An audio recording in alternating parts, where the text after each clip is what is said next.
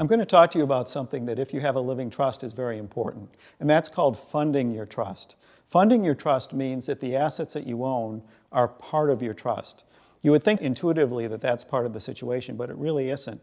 If you have a living trust, that's one thing. That's the legal document. But what's also very important and often overlooked is the financial institutions you work with, Fidelity, Bank of America, they need to know about that trust. And so those assets need to be funded into the trust.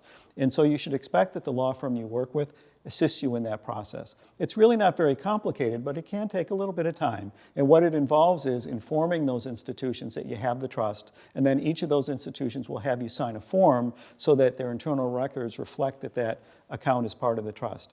Very important, because you may have a trust, but if the assets are not considered part of the trust, you're not going to avoid probate and you're not going to get a lot of the benefits of the trust. And this happens all the time. So you need to make sure that if you're working to set up a plan and the plan involves a trust, make sure that that law firm you're working with assists you in funding the trust.